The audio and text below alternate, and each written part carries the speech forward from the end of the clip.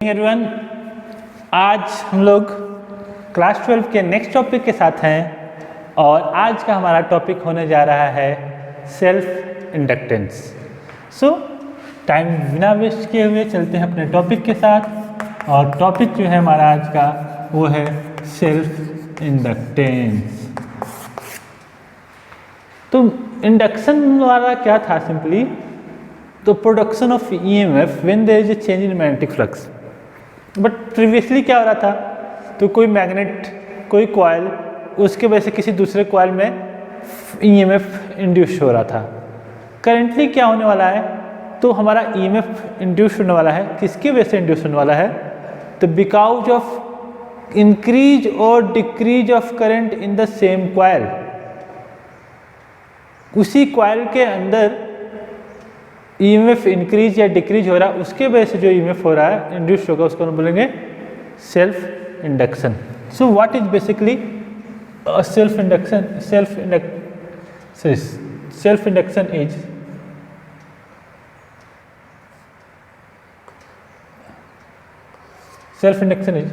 it is the property of a coil.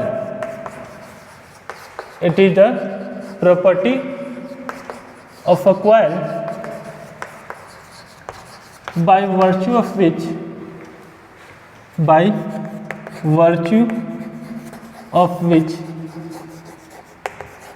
it opposes any change in current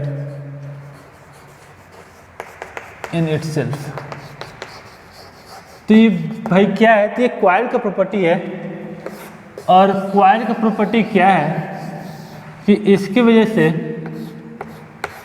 कोई भी coil अपने ही अंदर का इंक्रीज और डिक्रीज ऑफ करंट को अपोज करता है। So if we can take a coil and the poles it has been connected to a battery. Current किधर तो फ्लो होगा? इधर से इधर। अभी करंट नहीं फ्लो कर रहा, but as soon as we switch off the circuit, switch on the circuit, एक करंट बढ़ेगा, करंट जाएगा और स्टार्टिंग है, स्टार्टिंग में करंट क्या होगा? तो करंट स्टार्टिंग में इंक्रीज करेगा। जीरो करंट था, जीरो से कुछ बढ़ेगा। So the current is increasing, and since the current is increasing, a back EMF is going to develop in it। एक EMF डेवलप करेगा जो हमारे ओरिजिनल करंट के डायरेक्शन को अपोज करेगा। A EMF is going to induce in the coil which is going to oppose the increase in current। It is going to oppose the increase in current। Now this concept is not up to only to increase of current, but let us consider the switch is off। अभी हमने switch को just on था, current flow कर रहा था और हमने switch को ऑफ कर दिया। अब अगर हम इसको ऑफ कर देते हैं तो करंट क्या होना शुरू हो जाएगा? डिक्रीज। और क्योंकि करंट डिक्रीज होना शुरू कर गया, करंट घट रहा है, तो घटते हुए करंट को सपोर्ट करने के लिए उसी के डायरेक्शन में EMF फ्लो होना शुरू हो जाएगा। मतलब EMF गोइंग टू अपोज नहीं कर रहा है उसको, अब इंक्रीज करना चाह रहा है। तो यहाँ पे कॉन्सेप्ट क्लियर है, बेस्ट सिंपल सा कॉन्सेप्ट है। अगर करंट इंक्रीज कर रहा है तो उसको डिक्रीज करने के लिए एक बैक EMF प्रोड्यूस होगा, ठीक है, और इसका डायरेक्शन होगा opposite to the flow of current. और अगर करंट डिक्रीज कर रहा है तो इसको इंक्रीज करने के लिए एक करंट प्रोड्यूस होगा जिसका डायरेक्शन होगा same. So it is going to oppose the increase in current as well as it is going to oppose the decrease in current। So how it is going to oppose in increase? By flowing in the reverse direction। how it is going to oppose the decrease? By flowing in the same direction.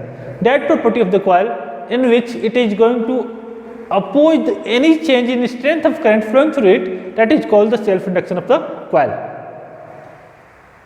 ठीक है, तो ये हमारा coil का self induction हो गया. Now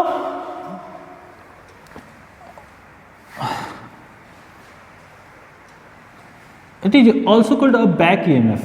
इस जो EMF प्रोड्यूस हो रहा है, it is also called back EMF, and inductance is also known as inertia of electric circuit.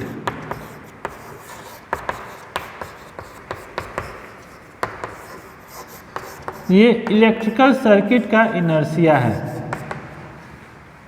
पिछले केस हमको पता है ना, इनर्शिया का केस हमको पता है. वो क्या करता है भाई, तो मोशन को अपोज करता है अगर कोई ऑब्जेक्ट मोशन में जाना चाहता है, और रेस्ट को भी अपोज करता है. मतलब मोशन से ऑब्जेक्ट रेस्ट में जाना चाहता है उसको भी अपोज करता है, और रेस्ट से ऑब्जेक्ट मोशन में जाना चाहता है उसको भी अपोज करता है. तो दोनों को अपोज करता है कौन, तो हमारा inertia. In the same manner the inductance is also going to oppose the increase in current as well as decrease in current. So that is why it is called the inertia of electrical circuit. Okay, आगे बढ़ते हैं और हम बढ़ते हैं कहाँ पे, तो सेल्फ इंडक्टेंस के बाद coefficient of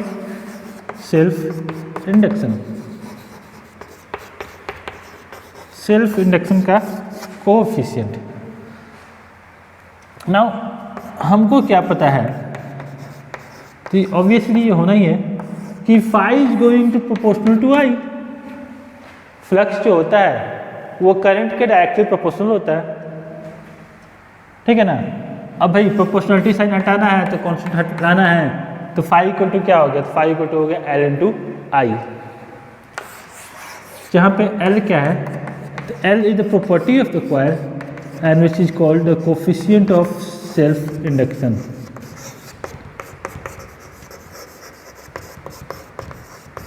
L is called here the coefficient of self induction, और here L equal to phi by I. phi का होता है वेबर, I का होता है एम्पियर, तो असाइनमेंट हो गया वेबर पर एम्पियर, जिसको हम लोग बोलते हैं Henry. So L equal to phi by I, phi equal to Weber, I by equal to ampere, so that is equal to Weber per ampere, and that is also called the Henry. So that is basically the coefficient of self induction of a coil. ठीक है, आगे बढ़ते हैं भाई आगे बढ़ते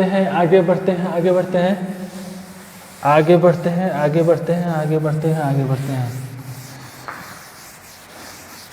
लेकिन ये बोर्ड हमको आगे बढ़ने से रोक रहा है. अगला टॉपिक देखते हैं. अगला टॉपिक जो हमारा होने वाला है कोफिशिएंट हो गया. अब हम लोग को इंड्यूस्ड ईएमएफ देख लेते हैं भाई. कॉइल के अंदर इंड्यूस्ड ईएमएफ कैसे हम लोग निकाल सकते हैं. तो इंड्यूस्ड ईएमएफ इक्वल टू क्या होता है, तो इंड्यूस्ड ईएमएफ इक्वल टू होता है हमारा D phi by D T. ये नहीं पढ़े हैं. अगर कॉइल के अंदर अगर हमारा इंड्यूस्ड ईएमएफ की बात करते हैं तो हमारा क्या आ जाएगा, तो डी फाई इक्वल टू होता है लाई, तो D L I by D T, और induced EMF equal to minus L D I by D T. ये हमारा हो गया formula for induced EMF through a coil. अगर कोई कॉइल है तो इसमें ईएमएफ कितना इंड्यूस हो रहा है, तो that will be simply equal to E equal to L D I by D T. ठीक है.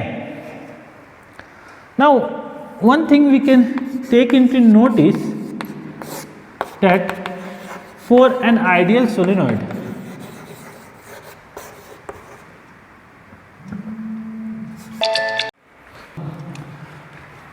sorry somehow I recorded the video but आवाज़ ही उसमें रिकॉर्ड नहीं हो पाया, तो फिर से मेरे को ये वीडियो बनाना पड़ रहा है, कंटिन्यू करना पड़ रहा है. So let's start with the topic. अभी तक हमने क्या पढ़ा था कि फाई इक्वल टू होता है एल आई. ठीक. Now what is the induced EMF. Induced EMF equal to होता है माइनस d∅dt, तो ये हो जाएगा माइनस ऑफ d∆I/dt, L बाहर डालते हैं तो di/, that means induced EMF equal to minus L di/dt, minus L di/dt. That means EMF or back EMF is going to produce only when inside a coil when there is a change in current. You can see if there is no di, there should be no E. That means अगर change in current नहीं रहा तो EMF produce होने ही वाला नहीं है, भूल जाओ. So EMF is going to produce only when there is a change in current, otherwise it is not going to produce. So that is why E should be equal to minus L di/dt. So di/dt जब होगा तभी भी E produce होगा. ठीक है. Now we will start with the next concept, that is grouping of inductors. कैसे हम लोग इंडक्टर्स को ग्रुप कर सकते हैं. So this grouping can be of two types. First series grouping and second parallel grouping. यही ग्रुपिंग हम बचपन से पढ़ते आ रहे हैं, फिर से पढ़ते हैं भाई, series grouping and parallel grouping. In case of series grouping of inductors, what we know, the current passing through them is going to be same. अगर हमारे पास दो इंडक्टर्स हैं और वो सीरीज में है, इसका मतलब क्या हुआ कि उनके थ्रू सेम करंट पास हो रहा है. ठीक है. So if we have a coil, if we have two coils which are in series, then there must be a same current passing through them. तो इसको हम जोड़ लेते हैं, सीधे यहीं पे जोड़ लेते हैं, क्यों अलग से डायग्राम बना लिया. तो सीधे करंट मान लेते हैं इसका इंड्यूस्ड ईएमएफ E1 है, इसका इंड्यूस्ड ईएमएफ E2 है और इसका नेट ईएमएफ है E. So can I say net EMF E should be equal to E1 plus E2 और E इक्वल टू अभी क्या पढ़े थे, तो minus dL/dt, that should be equal to minus L1 di/dt, that should be equal to minus L2 di/dt. Net inductance अगर L है तो इसको लिख सकते हैं माइनस L di/dt. पहले इंडक्टर का इंडक्टेंस है L1, तो EMF इंड्यूस हो जाएगा L1 di/dt, दूसरे में हो जाएगा L2 di/dt. Minus di/dt common ले लेते हैं तो हो जाएगा L.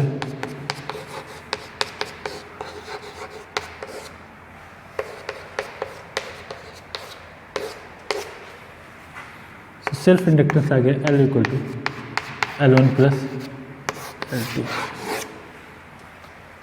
और equivalent inductance it should be Li summation from I equal to 1 to I equal to 1. Okay. तो सीरीज का जो हमारा केस आया है ये जस्ट सिमिलर है किसकी तरह, तो हमारा जो ग्रुपिंग ऑफ इंडक्टर्स था उसकी तरह, सॉरी ग्रुपिंग ऑफ रजिस्टर था उसकी तरह यहाँ पे सीरीज का भी फॉर्मूला आया है. ठीक है. Let us go for parallel grouping.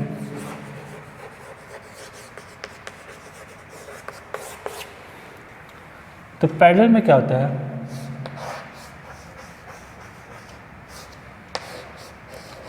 तो इस केस में हमारा ईएमएफ और वोल्टेज ड्रॉप सेम हो जाता है.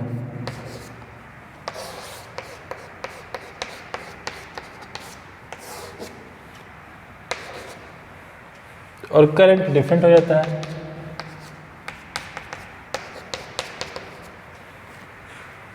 यही था ना हमारा, हम लोग तो ये पढ़े हुए हैं कि इस केस में हमारा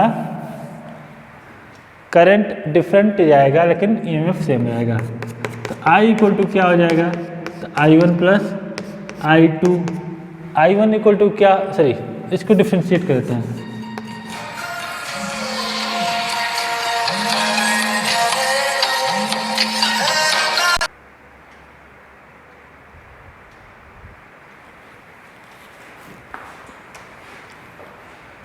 तो इसको डिफ्रेंशिएट करते हैं।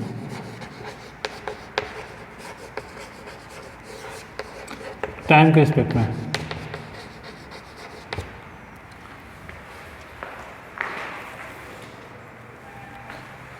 So if I can differentiate this with respect to time, I am going to get di by dt equal to di1 by dt plus di2 by dt। di by dt equal to क्या होता है, तो अभी हम लोग पढ़े थे E equal to minus L D I by D T. तो D I by D T की वैल्यू क्या हो जाएगा, माइनस ई बाई एल। तो minus E by L should be equal to minus E by L one, क्योंकि E M F same है, minus E by L two. Minus E common ले लिए तो हो गया one by L, minus E common ले लिए तो हो गया one by L one plus one by L two. तो one by L equal to one by L one plus one by L two. ये हो गया parallel grouping of inductors.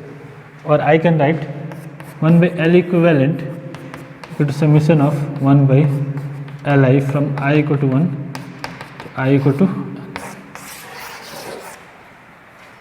Okay, so this is the parallel grouping of inductors. Okay,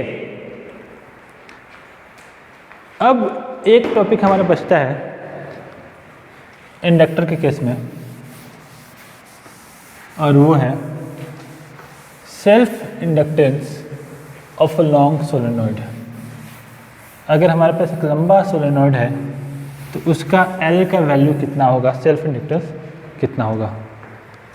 तो start करते हैं topic self inductance of a long solenoid.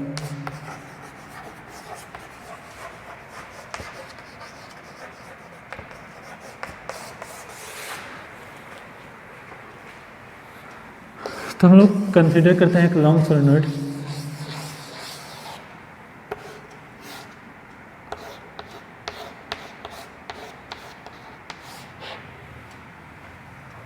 ठीक, जिसका length हम ले लेते हैं L और एरिया ऑफ क्रॉस सेक्शन लेते हैं A। Okay, and let us assume a current I is passing through it। ठीक है, so what we have learn in the previous classes, magnetic field inside the solenoid. Solenoid के अंदर का magnetic field कितना होता है,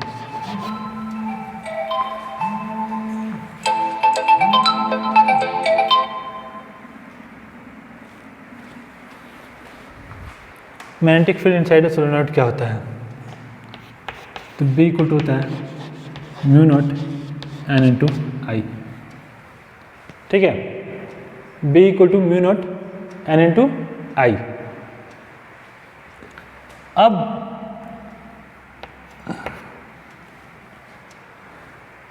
अब ये हमारा मैग्नेटिक फील्ड हो गया। अब what is the flux linked with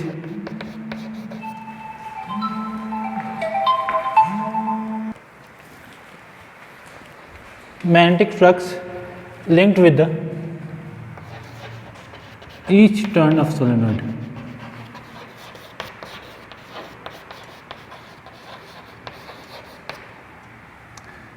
phi को टू क्या आता है, तो बी इंटू ए।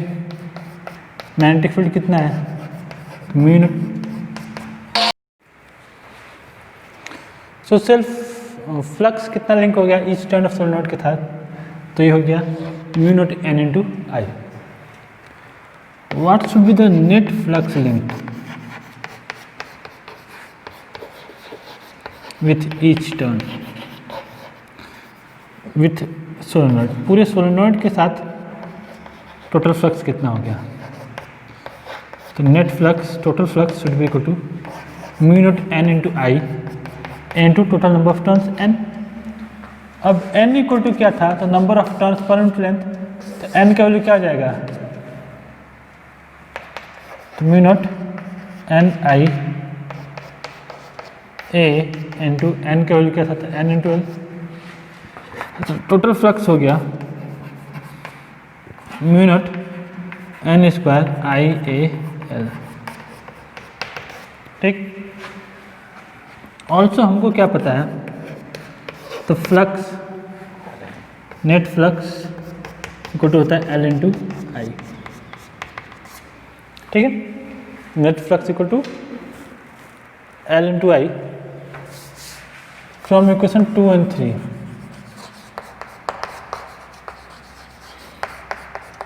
इक्वेशन 2 और इक्वेशन 3 से क्या हो जाएगा? तो mu not n square I A L is equal to L into I. I cancel, तो self inductance of a long solenoid comes out to be mu not n square A L. Self inductance of a long solenoid comes out to be mu not n square A L. ठीक।